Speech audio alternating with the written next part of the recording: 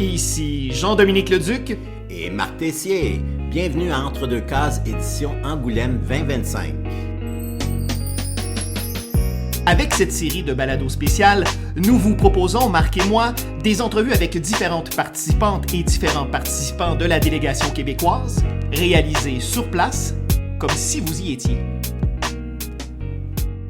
Frédéric Lavavre, bonjour. Bonjour. Vous êtes le fondateur des éditions Sarbacane. Oui. Un éditeur qui a quand même, on peut le dire, un catalogue conséquent. Vous avez un très, très beau catalogue qui assurément fait l'envie de plusieurs autres éditeurs. Merci. On dit en français, vaut mieux faire envie que pitié. Ah oui, ben c'est bien ça. C'est une expression française. Ah ben c'est très juste. Alors, vous avez fondé votre structure éditoriale en 2003. Oui. D'abord, vous avez publié des auteurs jeunesse. Est-ce que je... Oui, alors en fait, moi je travaille dans l'édition depuis déjà une vingtaine d'années. J'étais directeur artistique.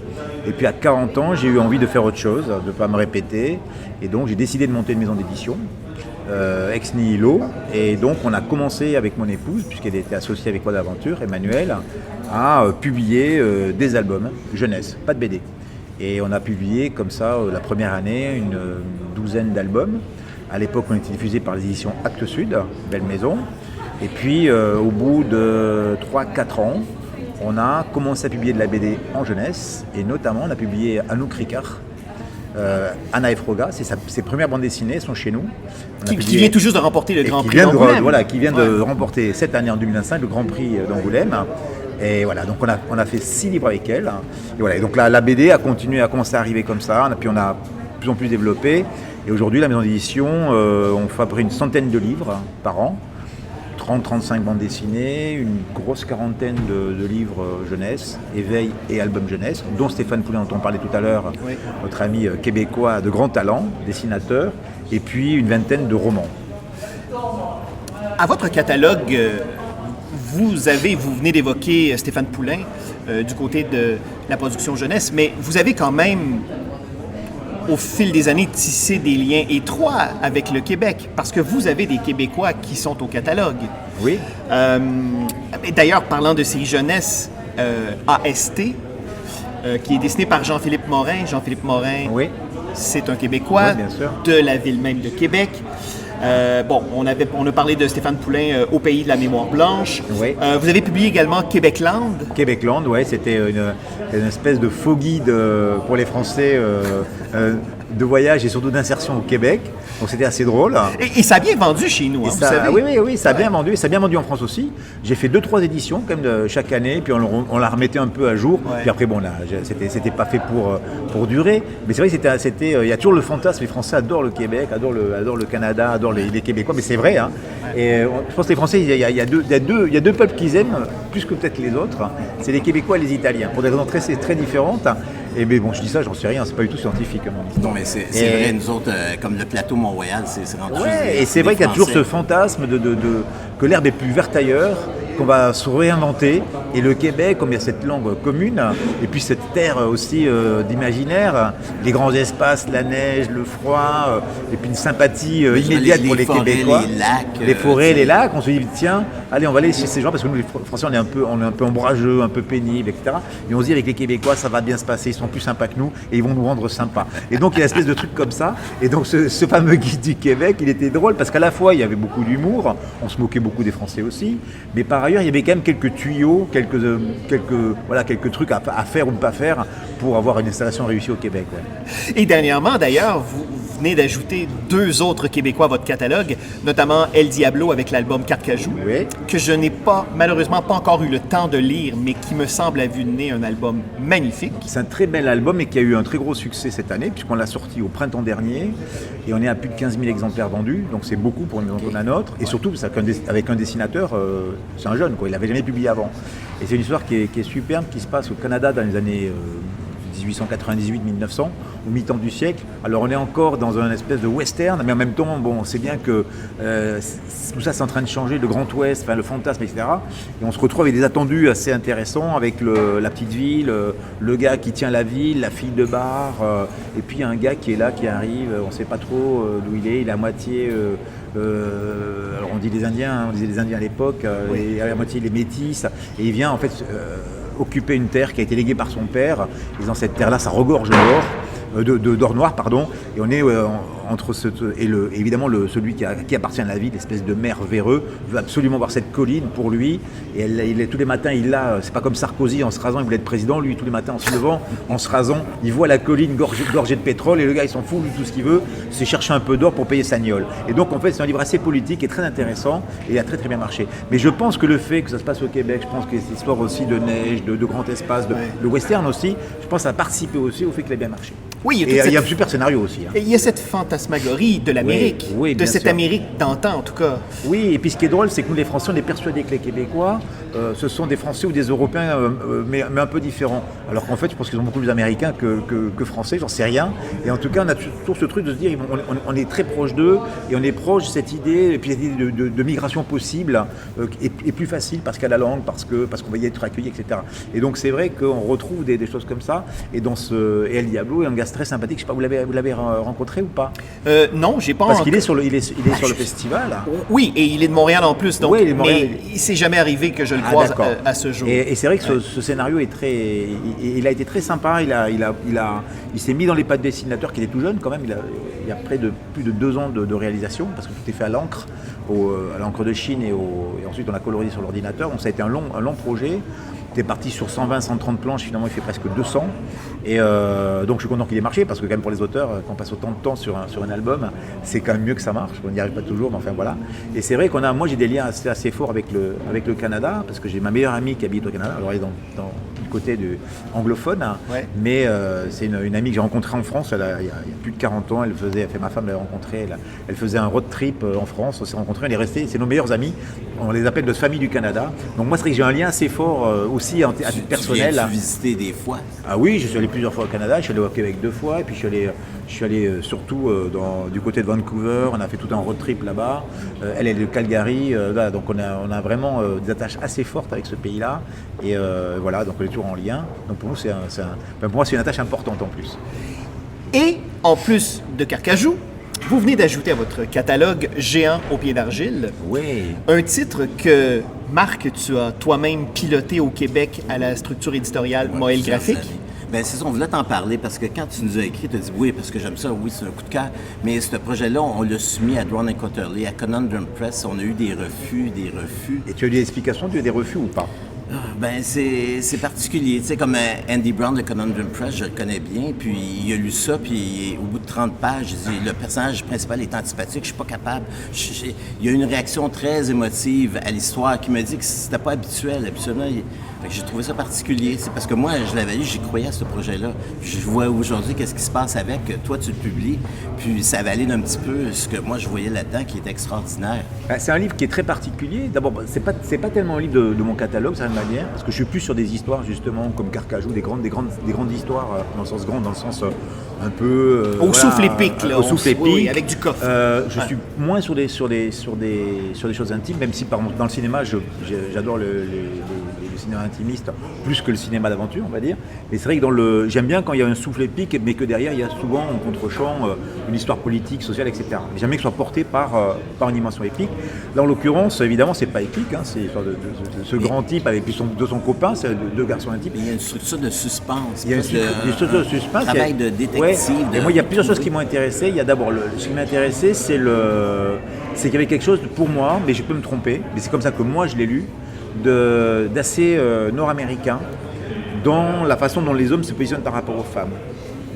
Nous, les hommes, on est encore en France, me semble-t-il, alors moi je suis 60 ans, donc je ne peux pas parler de la nouvelle génération, mais en tout cas, j'ai trouvé que la façon dont le couple interagit, donc ils interagissent dans le couple, les relations de voisinage, etc., c'était pour moi quelque chose de... C'est à la marge, hein, c'est léger, mais c'est pas tout à fait ce que j'aurais pu avoir en France. Donc ça m'intéresse, parce que dès qu'il y a quelque chose qui est différent, je trouve ça intéressant. un livre, c'est un voyage, quoi. Donc là, on m'a amené alors, c'est quelque chose que je connais, le couple, je connais, la paternité, je connais, j'ai 4 filles, la relation amicale, je connais, les problèmes de couple, je connais aussi, comme tout le monde. Mais là, il y avait une voix un tout petit peu différente, et ça m'a plu. Et puis par ailleurs, il y avait aussi quelque chose qui m'a, moi, à titre personnel, mais de toute façon, c'est personnel de publier, hein, c'est quelque chose qui écho pas en vous. Il y avait aussi la dimension, la question de la violence. Et moi, je suis quelqu'un, j'ai beaucoup d'énergie, mais j'ai aussi beaucoup de violence. Et la violence que l'on transmet ou que l'on ne transmet pas, moi, c'est une question qui me questionne. Okay. Et c'est le cœur aussi du récit entre le héros et son père, puis les enfants. Et donc ça, c'est une question, moi, que je trouve hyper intéressant. Et donc, moi, je trouve ce livre-là vraiment fort. Alors, on va voir, là, il vient juste de sortir, donc c'est vraiment tout neuf. Mais on va voir comment ça se passe en presse, on va voir comment... mais les gens qui l'ont lu ont été touchés. Moi, je suis très content d'avoir publié. Et en tout cas, je trouve que c'était un livre qui était important de publier, de mettre sur le marché français. Voilà, et puis pour le faire vivre, et puis on a été... je pense que les Américains ont eu le même feeling, parce que le fait que Marc, c'est un Américain qui s'est établi au Québec, puis Alain Chevalier, son grand-père est français. Fait que je trouve qu'il y a beaucoup de liens avec les États-Unis, la France. Ouais. Mais quelque part, dans leur relation, ces deux-là, je trouve qu'il y a quelque chose d'essentiellement québécois par rapport aux femmes, tout ça, que tu ne retrouves pas nécessairement en général aux États-unis. Mais moi, c'est quand je vais voyager, là, par exemple, moi, je fais beaucoup de livres, en fait, là, je vais sortir un livre cet automne qui se passe, c'est l'histoire d'un Hazara qui vient d'Iran et qui a migré, etc. Ça me raconte aussi l'histoire d'un peuple, d'un endroit, d'une région du monde que je connais mal. Et j'aime beaucoup, moi, je ne suis pas très fan, par exemple, des documentaires. Alors, j'adore les documentaires à la télé, mais en livre, j'aime pas tellement. J'adore qu'on me raconte inversement, par contre, quelque chose qui est vécu, qui est une forme d'autobiographie, en l'occurrence pour ce livre-là. Mais en même temps, le biais qui est pris est vraiment pris à travers un biais de récit qui mêle le réel, l'imaginaire, et je trouve que c'est dans le fond, c'est plus fort pour porter vers le public et vers soi, en tant que lecteur, des sujets même historiques ou politiques. Et finalement, on peut regarder, je peux dire plein de livres dans le monde, plein d'articles dans le monde finalement, et c'est intéressant, et ça va être détaillé. Mais si j'ai un livre à côté qui me parle des mêmes choses, à travers le regard d'un auteur, une sensibilité d'auteur, et bien souvent, il me semble que je comprends mieux ce qui se passe, ce qui se joue, que plein d'articles ou plein de reportages. Et donc c'est ça un peu que j'ai aimé dans ce livre-là, parce que c'est pas démonstratif, c'est pas didactique, mais en même temps on sent bien tout ce qui se joue pour lui sur la violence, l'histoire du père avec la guerre, etc. Mais tu as la Deuxième Guerre mondiale, le grand-père, plus le père, ce truc qui se poursuit. C'est comme les femmes battues qui vont finalement avec leur mère était battue, elles vont qu'avec un homme ou sur le viol, etc. Et on se rend compte qu'on répète de cette manière, ça peut être des sujets moins graves aussi, mais qu'on a tendance à répéter des comportements qu'on reprochait à ses parents, même sur des choses plus légères, et on se retrouve à faire la même chose finalement. C'est la passation traumatique. C'est ça. Parce que la colère dans cet album-là fait figure de tare génétique en quelque part. Ou transmissionnel plutôt. Oui, en fait, transmissionnel, exactement. Et je ne sais pas si c'est le bon mot, mais...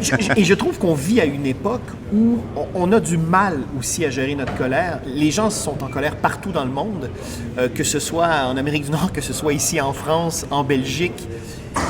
Et j'ai l'impression que cet album-là, son importance est justement là, dans cette réflexion sur comment on aborde et comment on vit et comment on brise le cycle. C'est surtout que la colère, dans le temps, un homme en colère, c'est un homme viril. Pour les Russes, Poutine, c'est un homme, il n'est pas en colère, il est plus malin que ça. Ouais. Mais en tout cas, une forme de violence, elle peut être considérée, elle a été longtemps considérée comme quelque chose qui était bien, qui était de l'ordre de « j'ai des convictions ». Et aujourd'hui, avec le recul, dans les sociétés en tout cas où on se pose ces questions-là, eh bien la colère, elle est plus admissible en réalité. Et moi-même, j'ai pu avoir des comportements quand j'étais jeune homme qu'aujourd'hui je réprouverais, parce que, sauf qu'à l'époque je ne me rendais pas compte, et puis j'avais une forme de virilisme ou je ne sais pas quoi, qui faisait que oui, c'est ma personnalité, je suis comme ça et c'est pas si mal finalement. Je suis passionné ou je sais pas quoi. On mettait des espèces de trucs comme ça qui, pas pour s'excuser, mais pour dire voilà, c'est comme ça. Aujourd'hui, non, en fait, on peut pas se comporter de cette façon-là. Non, parce que c'est toxique. C'est toxique et on voit ce qui se passe d'ailleurs avec le festival en ce moment, avec les histoires autour du festival. On voit bien que les comportements toxiques sont inappropriés et qu'aujourd'hui les gens disent non. Et c'est très bien que les gens disent non. Et c'est très bien qu'on dise il y a des choses qui étaient admises ou en tout cas tolérées. Et aujourd'hui, non, c'est plus admissible. Et c'est plus admissible pour soi déjà. Parce que la colère que le héros du livre s'inflige, ou la colère que nous on peut s'infliger à soi-même quand on est en colère, en fait elle est nocive, elle est toxique pour soi-même. Et il y a d'autres chemins, mais c'est compliqué. Et c'est tout ce qui m'a intéressé dans ce livre-là. C'est ça, comme tu disais, briser le cycle. Je pense que quand tu disais les enfants, quelque part, de leur faire mal, parce qu'il y a ça en dedans de lui, puis en même temps, tu ne veux pas transmettre, tu veux arrêter ça. Oui, mais moi-même, j'ai eu des enfants, et je sais qu'avec mon aîné, par exemple, j'ai pu avoir des comportements violents, même de frapper, parce qu'il y avait ce truc en France, je ne sais pas au Québec, mais où les enfants étaient frappés. Alors c'est pas. Mais moi, mon père, il avait un martinet, et donc quand il rentrait de voyage, il demandait à ma mère qu'est-ce qu'il a fait. J'étais avec mes 3 sœurs, et puis il sortait le martinet, et puis lui, c'était c'était pas un père violent pour autant, mais c'était admis. Et moi, je sais que j'ai pu avoir au départ des comportements violents avec ma fille aînée, donc aujourd'hui, j'ai honte ou j'ai mal de ça. Et d'ailleurs, je lui ai demandé pardon parce qu'il faut pouvoir le dire et le signifier. Oui. Ça excuse pas, ça n'enlève pas, mais au moins ça permet quand même d'avancer ensemble sur quelque chose. Et ça permet peut-être, en effet, que ce cycle de violence-là, il s'arrête en tout cas. Et ça passera pas par moi, quoi, d'une certaine manière. Frédéric Lavabre, on vous souhaite longue vie comme éditeur, ainsi qu'à votre structure éditoriale. Et vous mettez de l'avant un beau catalogue. Et évidemment, on a un billet à l'endroit du géant au pied d'argile, oui, voilà, d'Alain Chevarier et de Mark McGuire. Voilà. Donc bravo, c'est un très bel objet. Merci beaucoup. On a sur la fabrication, on a rajouté en fait par rapport à l'édition originale, on a mis un gris Pantone. Oui, mais Alain m'en a parlé.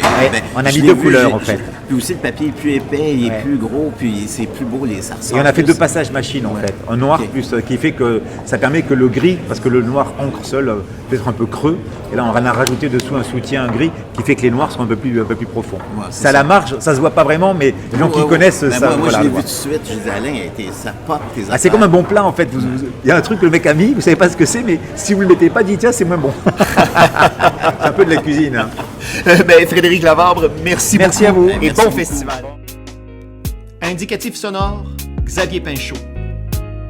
Pour suivre notre couverture du Festival Angoulême édition 2025, rendez-vous au jean-dominique-leduc.ca/tribune au pluriel, /catégorie au pluriel, /Angoulême-2025. Certes, c'est long, mais ça vaut le coup.